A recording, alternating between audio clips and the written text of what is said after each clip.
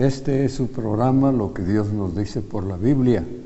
Este programa pasa todos los viernes, después del noticiero de las 8 de la noche y también el sábado, después del noticiero de mediodía. Estamos ubicados aquí en Felipe Ángeles y número Colonia Los Naranjos, poquito adelante del asilo de ancianos. Hacemos siempre esta referencia porque hacemos la invitación de venir a nuestros cultos, que son los domingos por la mañana a las 10 y en las tardes el domingo a las 6 y miércoles también a la misma hora, las 6. Están invitados. Nuestro templo es para todos los que gusten venir. No tiene que sentirse mal por entrar. Así que ahí está la invitación. Queremos también darle gracias, estamos agradecidos por permitirnos llegar a su hogar con un programa tan importante como este. Queremos además, continuando, que disfrute de una pieza musical.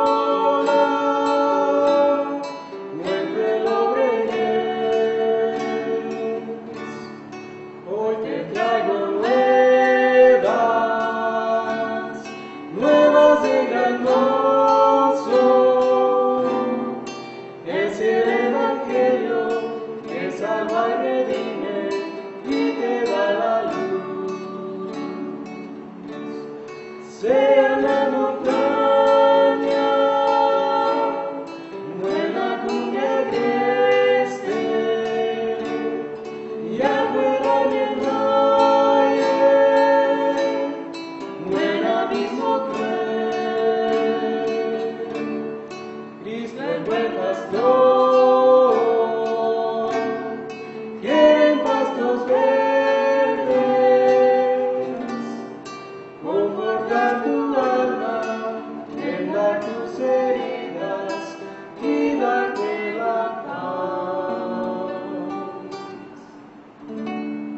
Ahora vamos a lo más importante de este programa, que es lo que Dios nos dice por la Biblia, la palabra de Dios. Bien, esta vez quiero partir de un versículo muy polémico, Mateo 16, 18, que dice así, Cristo hablando allí a Pedro, le dice: yo también te digo que tú eres Pedro, y sobre esta roca edificaré mi iglesia, y las puertas del Hades no prevalecerán contra ella.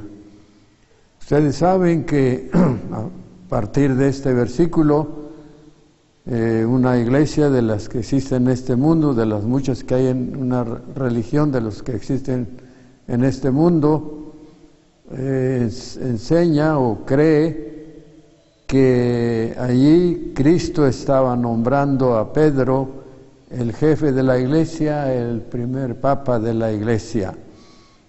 Y pues a nosotros se nos puede tener como rebeldes, porque pues pueden decir que nosotros no reconocemos el nombramiento que Cristo le da al apóstol Pedro. Pero vamos ahora a la Biblia para ver lo siguiente. Realmente, ¿quién es la roca? ¿Quién es la roca? ¿Quién es el fundamento de la iglesia? ¿Quién es la piedra angular?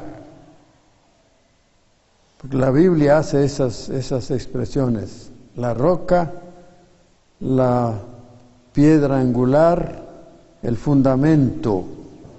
Vamos a ver, lo que usted y yo digamos no tiene importancia. Lo importante, lo concluyente es lo que digan las Sagradas Escrituras. Por tanto, vamos a tratar de entender descifrar este asunto de quién es la roca, quién es el fundamento, quién es la piedra angular. Y partimos el Salmo 18, su versículo 31. Salmos 18, 31. La Biblia dice así, en conclusión, que Dios es nuestra roca. Dice, porque ¿quién es Dios sino solo Jehová? ¿Y qué roca hay fuera de nuestro Dios? Esta pregunta retórica, su respuesta es ninguna. ¿Qué roca hay fuera de nuestro Dios? Ninguna. Y dice, porque ¿quién es Dios sino solo Jehová? ¿Y qué roca hay fuera de nuestro Dios? Entonces Dios no estaba pensando en un hombre, en otra persona. Ahí dice Dios. En Mateo 21, 42, Jesús les dijo a los líderes religiosos que lo rechazaron. Les hace referencia a una nota en el Antiguo Testamento. Dice, Jesús les dijo, Mateo 21, 42, ¿nunca leísteis en las Escrituras: la piedra que desecharon los edificadores ha venido a ser la cabeza del ángulo? El Señor ha hecho esto y es cosa maravillosa a vuestros ojos. Ahí vemos, y el Salmo 118, 22 dice, la piedra que desecharon los edificadores ha venido a ser la cabeza del ángulo. En Isaías 28, su versículo 16, Isaías 28, 16, dice, por tanto, Jehová el Señor dice así, he aquí que yo he puesto en Sión por fundamento una piedra probada, angular, preciosa, de cimiento estable. El que creyere en él no se apresure. ¿A quién requiere la Biblia que ponga en quien se debe poner la confianza, la fe? En Jesucristo. Y aquí dice eso, que esta piedra angular está puesta para que el que creyere, dice, el que creyere no se apresure. Y Pablo en el Nuevo Testamento lo explica de manera muy clara, diciendo, porque nadie puede poner otro fundamento que el que está puesto, el cual es Jesucristo. Primera a los Corintios, capítulo 3, versículo 11.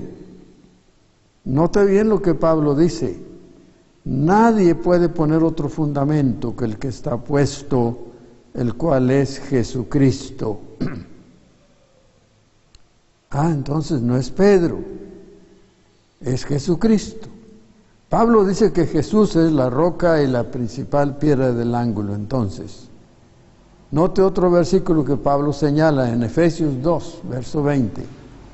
Efesios 2, verso 20, dice así: edificado sobre el fundamento de los apóstoles y profetas, siendo la principal piedra del ángulo Jesucristo. ¿Quién es la piedra del ángulo? ¿Quién es el fundamento? ¿Quién es la piedra angular? Es Jesucristo. Pablo otra vez en 1 Corintios 10, versículo 4, dice, todos bebieron la misma bebida espiritual, porque bebían de la roca espiritual que los seguía, y la roca era Cristo. Pues cuántas veces ya vimos que Cristo es la roca. Pedro, refiriéndose a Cristo aquí en 1 Pedro capítulo 2, versos 4 al 8, él dice que Cristo es la piedra viva, que Cristo es la piedra principal, que Cristo es la piedra del ángulo. Dice, acordándoos de él, piedra viva, desechada ciertamente por los hombres. ¿Quién desecharon los hombres cuando Cristo vino? ¿A Cristo o a Pedro? A Cristo. Dice, desechada ciertamente por los hombres, mas para Dios escogida y preciosa. Y le dice Pedro a los creyentes, ustedes también como piedras vivas, sed edificados como casa espiritual y sacerdocio santo para ofrecer sacrificios espirituales aceptables a Dios por medio de Jesucristo. Por lo cual también contiene la Escritura, dice Pedro, he aquí pongo en Sión la principal piedra del ángulo, escogida, preciosa. El que en él creyere no será avergonzado. Para vosotros pues los que creéis, él es precioso, pero para los que no creen, la piedra que los edificadores desecharon ha venido a ser la cabeza del ángulo. Y piedra de tropiezo y roca que hace caer, porque tropiezan en la palabra, siendo desobedientes, a lo cual fueron también destinados. Ahora, cuando Cristo se encontró por primera vez con Pedro, dice la Biblia que le cambió el nombre de Pedro a Cefas. Cefas quiere decir una piedra pequeña. En Juan 1:42 vemos las palabras de Cristo a Pedro. Dice la Biblia, y le trajo a Jesús, hablando de Felipe. Y mirándole Jesús dijo, tú eres Simón Pedro, hijo de Jonás, tú serás llamado Cefas, que quiere decir Pedro. Y Pedro, ya dijimos, en el idioma de la Biblia es una piedra pequeña. Entonces, aquí Jesús le cambia el nombre de Pedro, de Simón, a Cefas, que quiere decir una piedra pequeña. No era una roca. En Mateo 16, 18, donde partimos nuestro estudio, el escritor usó dos palabras griegas, sería bueno que lo consultara en un diccionario bíblico, una concordancia. Decimos, el escritor usó dos palabras griegas. Cuando Jesús dijo, tú eres Pedro, usó las palabras Petros. La palabra Petros, una piedra pequeña. Y sobre esta roca, ya no usó Petros, usó Petra. Sobre esta roca, Petra, edificaré mi iglesia. Entonces, no era en el mismo fundamento. Y las puertas del Hades no prevalecerán contra ella. La palabra que usó Cristo para decir roca significa una roca enorme. Eso podría parafrasearse así: tú eres Pedro, una piedra pequeña, y sobre esta roca enorme edificaré mi iglesia. Eso es exactamente lo que Cristo dijo. ¿Cómo podría Jesús haber hecho a Pedro las rocas, o haber hecho a Pedro la roca sobre la cual edificaría la iglesia, y luego enseguida ver cosas lamentables de Pedro? Por ejemplo, en el versículo 23 del mismo capítulo 16 de Mateo, Pedro desanimaba a Jesús a que fuera a la cruz. Y Jesús le dice: quítate delante de mí, Satanás, me eres tropiezo, porque no pones la mira en las cosas de Dios, sino en las cosas de los hombres. Mire qué fuerte expresión a Pedro. Y recuerda usted que más tarde, cuando el Señor fue preso, cómo Pedro negó a Cristo hasta con maldiciones por fin.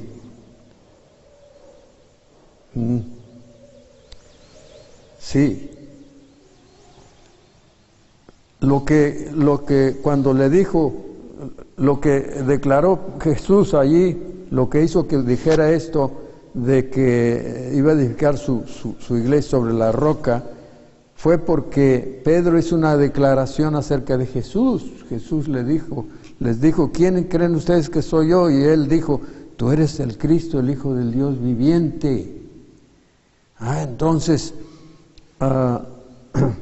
y por eso dijo, sobre esta roca edificaré mi iglesia.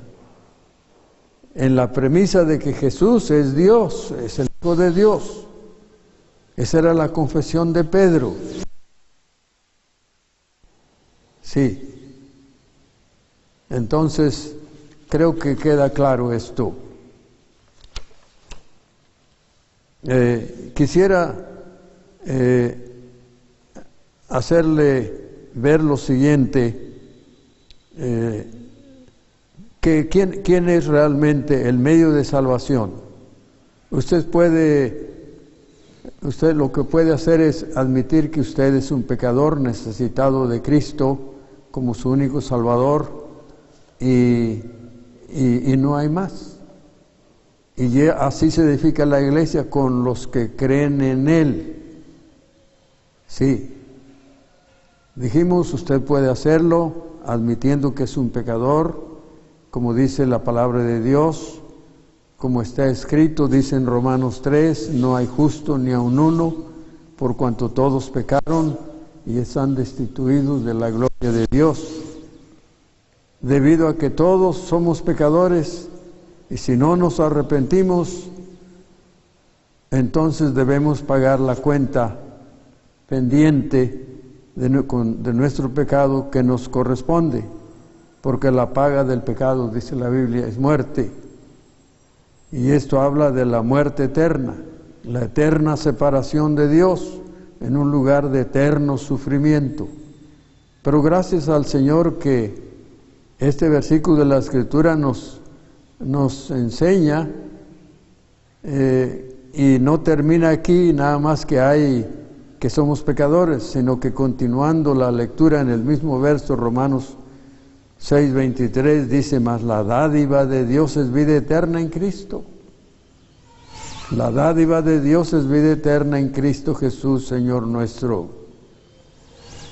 Dios no nos da este regalo de la vida eterna porque somos dignos o porque lo merecemos, no, sino porque en su misericordia, por su amor también.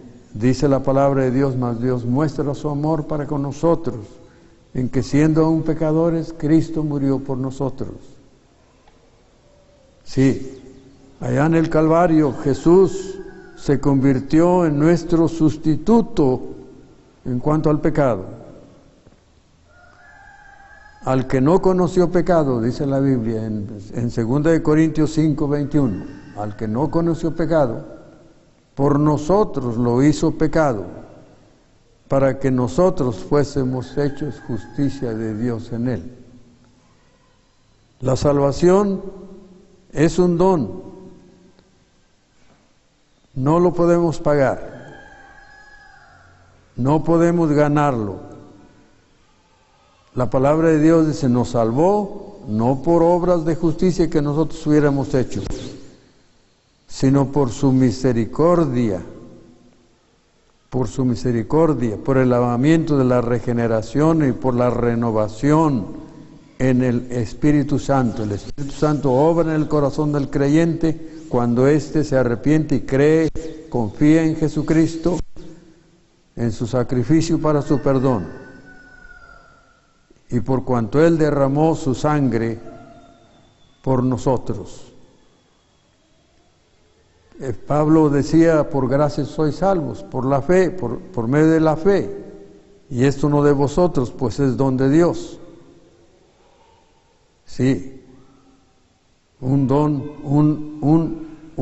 gratuito, una oferta que Dios nos hace. No, recuerde, no podía ser Pedro el jefe de la iglesia, porque la Escritura no lo avala, no lo respalda. Al contrario, a veces pensamos: ¿por qué no nombraron mejor a Pablo? Porque Pablo sí dice en Hechos 24, que la gente lo veía como el jefe de los nazarenos, el líder. Y Pablo fue el apóstol de los gentiles. No fue el apóstol de los judíos, fue el apóstol Pedro. Así que no podía ser jefe de la iglesia y a la vez apóstol de los judíos. Porque la iglesia no está constituida por judíos, sino por gentiles en su gran mayoría. Y dice la palabra de Dios que Pedro, en Gálatas 2, dice claramente que Pedro fue el apóstol de la circuncisión, o sea, de los judíos. Y Pablo era el apóstol de la incircuncisión, o sea, entre los gentiles. Dios comisionó a Pablo a ser el hombre que había de ser el líder en la iglesia primitiva entre los gentiles, y Pedro entre los judíos. No podía haber sido entonces nombrado Pedro jefe de la iglesia. Sí. Además, encontramos en el capítulo 11 de 2 Corintios, donde dice que Pablo decía que él en su vida, en su corazón, se agolpaba la preocupación por las iglesias. No era este peso, no dice que Pedro lo tenía, sino Pablo. Bueno, ¿por qué hacemos esta aclaración? Para que usted reconozca que solamente en Jesucristo, Él es el jefe de la iglesia, Él es la cabeza de la iglesia. No hemos visto versículos como donde dice que como Efesios 5, que la iglesia, que Cristo es la cabeza de la iglesia. Amonesta a las mujeres casadas, se les dice, las casadas estén sujetas a sus maridos en todo, así como Cristo es cabeza de la iglesia. Y en Colosenses 3 igual. De modo que, gracias a Dios, la Escritura nos ayuda a entender temas como estos y recordar a la vez que Cristo es la supereminente personaje a quien debemos adorar y seguir y predicar también, porque solo en Cristo hay salvación. No hay otra manera de salvarnos sino solamente por medio del Señor Jesucristo, por su obra redentora en la cruz. Pero tenemos que reconocer nosotros que necesitamos el perdón de nuestros pecados, que somos pecadores, que necesitamos perdón, que necesitamos salvación, porque el hombre sin Cristo, su destino es bien triste, es bien lamentable, pero gracias a Dios ahí está la esperanza bienaventurada, ahí está el mensaje de la Biblia, de la salvación en Cristo. Y Él vino a eso, a convertirse, a constituirse, no solamente nuestro sustituto, pero a la vez, por cuanto fue nuestro sustituto, Él se constituye nuestro Salvador, y nuestro Salvador único, y nuestro mediador único. ¿Qué tiene que hacer usted para apropiarse la salvación? Bueno, la Biblia dice en Romanos 10, todo aquel que invocar el nombre del Señor será salvo. La Biblia dice en Apocalipsis 3:20 que si usted lo invita a entrar a su vida para ser su Salvador, dice Cristo, yo entraré a Él. El texto dice así textualmente: he aquí yo estoy a la puerta y llamo. Si alguno oye mi voz y abre la puerta, Él no va a abrir nuestro corazón a fuerzas. Nosotros tenemos que invitarlo. Si alguno oye mi voz y abre la puerta, entraré a Él y cenaré con Él y Él conmigo. Habla de comunión como resultado de invitar a Cristo a ser su Salvador. Usted, ¿por qué no hace una oración desde su corazón y le dice: Señor, yo acepto delante de tus ojos que soy un pecador, que mi destino eterno es muy lamentable, según tu palabra yo no tengo derecho a la gloria, voy camino a la condenación eterna, pero creo que Jesucristo murió también por mí, y que si yo me arrepiento y le pido perdón y le pido que sea mi Salvador, Él va a ser mi Salvador. ¿Por qué no le pide usted? Le dice: yo quiero que seas mi Salvador, ven a mi corazón y quiero vivir para ti el resto de mi vida. Estoy dispuesto a obedecerte, estoy dispuesto a dar testimonio de lo que tú eres, seas en mi vida, desde aquí en adelante. Señor, ayúdame para que yo pueda glorificarte mientras viva en este mundo. ¿Por qué no ora usted de manera semejante, con todo su corazón, y verá que el Señor le da la promesa en la palabra de Dios de perdón y salvación, cuando la persona confía únicamente en Él para salvación, para perdón, para recibir la vida que solo Dios da, esa vida que se llama vida eterna, y que solo la da en Cristo, como dice 1 de Juan 5. Bien, le agradecemos oír las meditaciones a través de este medio. Damos gracias a Dios por esta posibilidad y le animamos que no deje de confiar en el Señor como su Salvador. Para concluir, pues le decimos que este programa pasa todos los viernes después del noticiero de las 8 de la noche, los sábados a mediodía después del noticiero de mediodía. Nuestros cultos los tenemos los domingos y miércoles a las 6 de la tarde y el domingo además a las 10 de la mañana. Ustedes están invitados. Toda la familia debiera venir a escuchar la palabra de Dios. Muy bien, concluimos con ofrecerle disfrutar una pieza musical.